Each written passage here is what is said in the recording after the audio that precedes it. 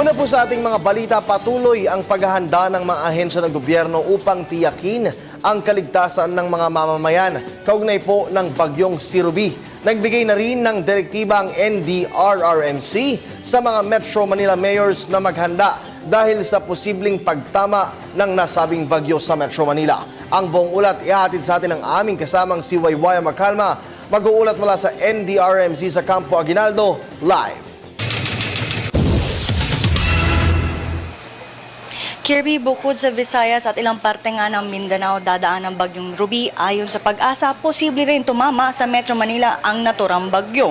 Kaya naman pinalalahanan na ng National Disaster Risk Reduction and Management Council ang mga chief executives o ito yung mga Metro Manila mayors na maghanda sa posibilidad na tumama nga sa Metro Manila ang bagyo. Kaya naman pinatawag nila kanina ang mga mayors sa NDRRMC upang bigyan sila ng direktiba na maghanda dahil posibleng ang dadaan sa susunod na linggo nga ang bagyo. Narito ang bahagi ng panayam namin kay Secretary Alexander Pama, ang Executive Director ng NDRRMC.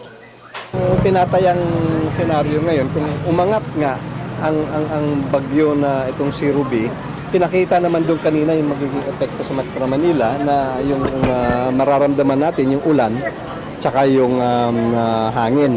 Pero depende yan sa magiging layo ng Metro Manila doon sa tatahakin nitong si Ruby. Kasi mas malapit sa sentro, siyempre mas lumalakas yung hangin tsaka yung ulan.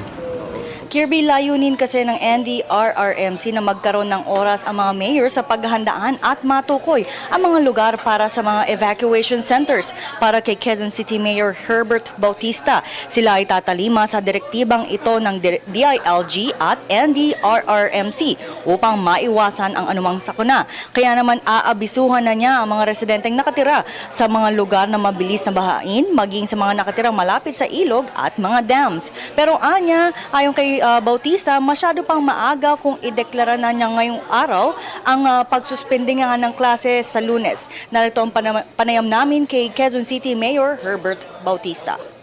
At kami naman, ready kaming ilikas kayo. Huwag na tayong matigas ng ulo. In other words, mabuti na yung handa kaysa yung nga, di ba? So, yun ang aming message dyan.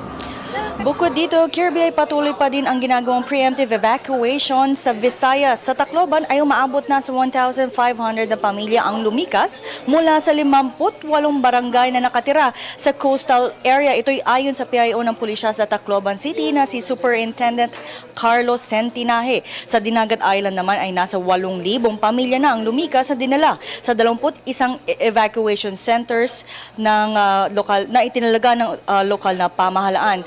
At Kirby, sa ngayon ay wala pang inilalabas na dagdag na ulat ang NDRRMC patungkol kung ilan na nga ba ang nagsagawa ng preemptive evacuation at kung may mga lokal na pamahalaan na nagsabing mag-force evacuation na sila.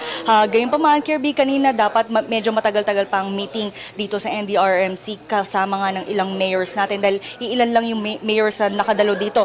Ngunit pinatawag nga sila ng Pangulong Aquino para lalo na si Defense Secretary Voltaire Gasmin at maging si DILG Secretary Marojas para nga bigyan ng update si Pangulong Aquino. At ngayon nga, kakaalis nga lang ni AFP Chief of Staff General Gregorio Katapang at brief siya ukol nga sa mga preparasyon na ginagawa nila sa bagyong Ruby. Kirby? Alright, maraming salamat sa iyo kasamang Waywaya Macalma.